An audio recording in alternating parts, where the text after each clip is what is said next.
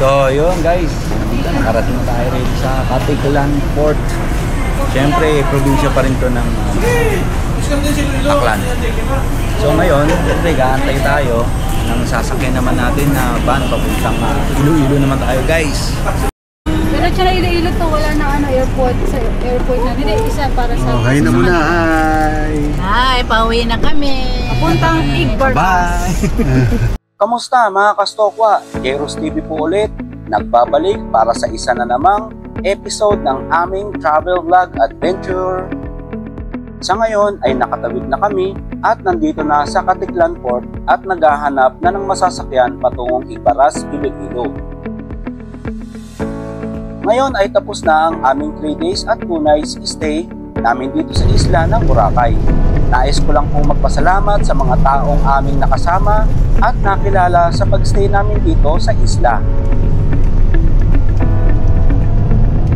Kaya mga kastokwa, panoorin at enjoy muna natin ang mga magagandang tanawin mula sa aming biyahe.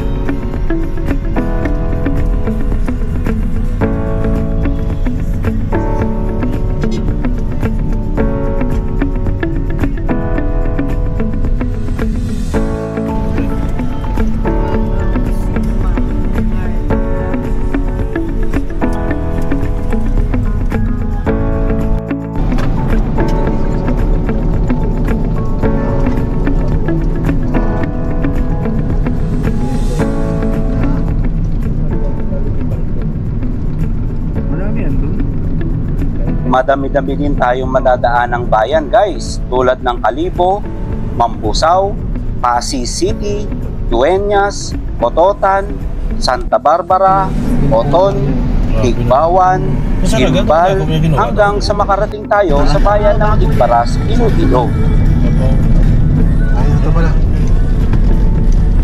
Ito rin pala guys ang maganda at magarbong arko ng Gimbal.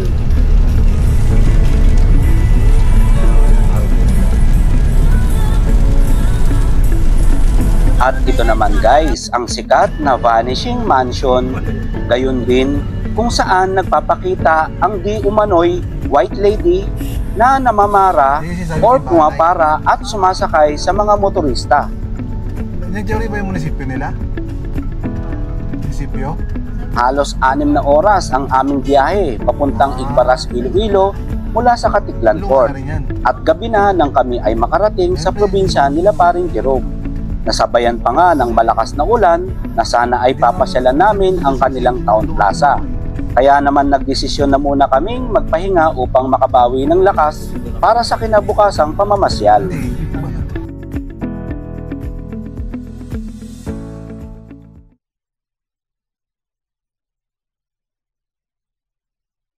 Yo, magandang umaga mga kastokwa. Ngayon na ipapasyalan na namin ang plaza ng Igbaras at itutour namin kayo dito.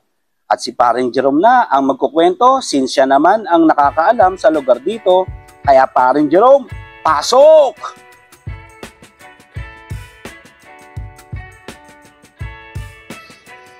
Ay, magandang araw mga Stokwa.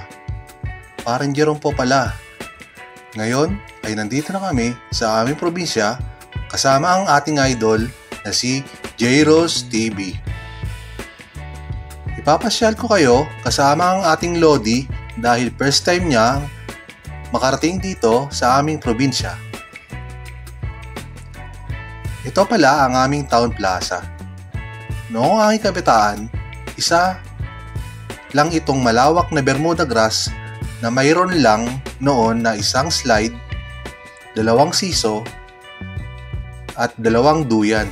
Ngayon ay sobrang laki na pinagbago ng aming town plaza.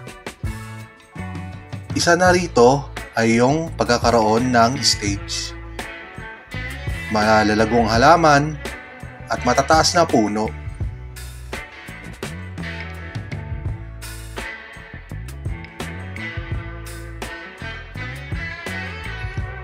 Dito nga po pala tayo sa tinatawag nilang ang baras o the gravel, na isa sa mga kwento dito na pinagmulan na pangalan ng Igbaras. Noong kabataan ko wala pa ito. Halos bago na lang rin itong atraksyon dito sa aming probinsya.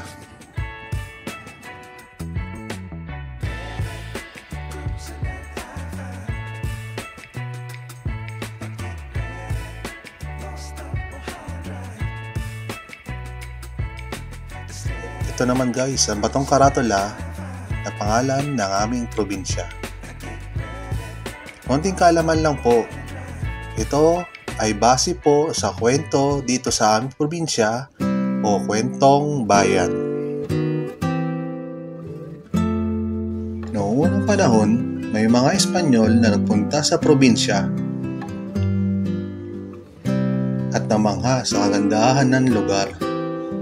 At nakakita sila ng mga taong taga roon at nagtanong kung anong pangalan ng lugar na ito.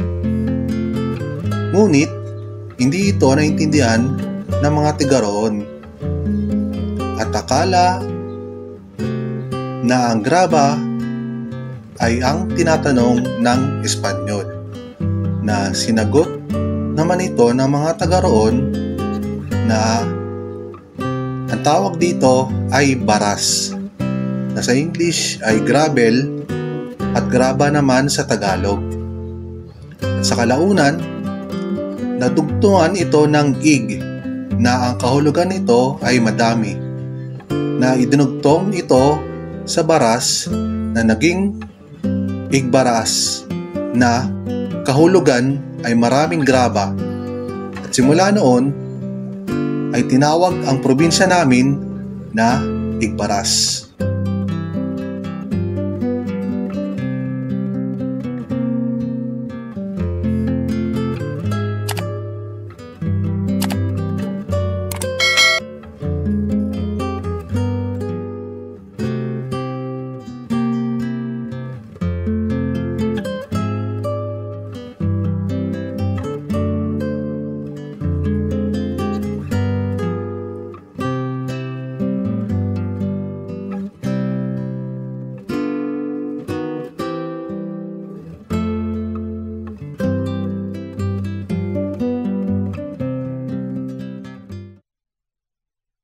At dito naman guys ay ang Artesian Well. Ito ay isang matandang poso dito sa probinsya na pangunahing pinagkukunan ng tubig ng mga tiga Igbaras. Sa sobrang tagal na ito ay ginawa na ito isang tourist attraction dito sa Town Plaza.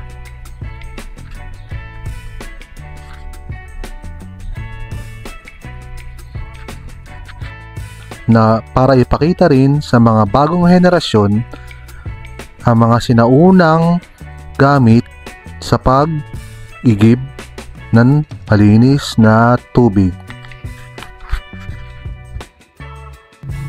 Ang galing ng ginawa ng LGU dito at na-preserve nila ang king ganda ng poso na ito.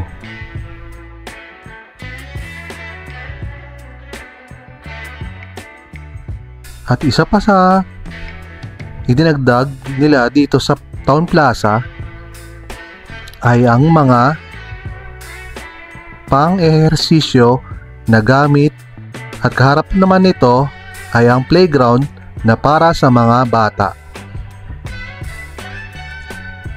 Meron din ditong opisina, CR, na para sa mga taong bibisita dito sa plaza.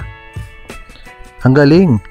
Ang dami ng mga bata na tumatambay dito upang gumawa ng mga projects, mga sayaw, mga nagkakantahan, at iba pa. Chill ang vibes, tumambay sa aming Town Plaza.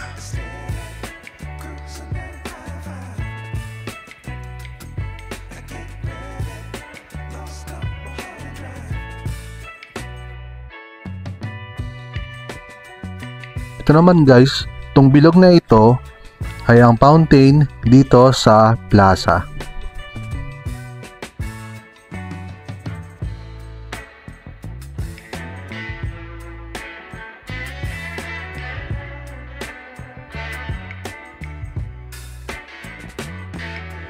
Ang ganda ng pagkakagawa ng parke na ito. Presko, nakaka-relax, at maliwala sa pakiramdam. Ngayon naman guys, ay papakita namin sa inyo ang aerial view ng lugar na ito. Napadaan pala ang aking mga magulang. Napapunta sa palengke upang mamili at tinuturo nila ang sikat na bundok sa aming lugar na ang Mount Napulac. Yan guys, sineset up na ng ating piloto ang kanyang drone. O siya guys, check nyo ang aerial view ng Igbaras. Na makikita nyo dito ang kabundukan, kabukiran, sakahan, at ang ilog na nasa bandang dulo, likuran ng plaza.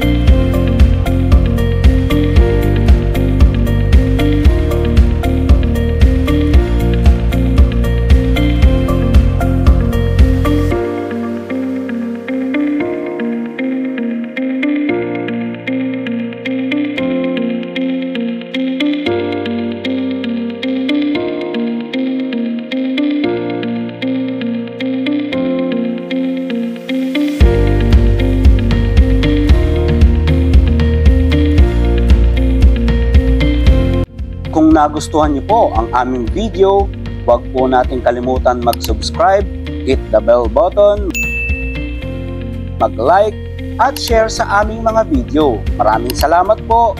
Muli, Jairos TV at Tropang Stokwa mula po rito sa Igbaras, Iloilo, and we are out!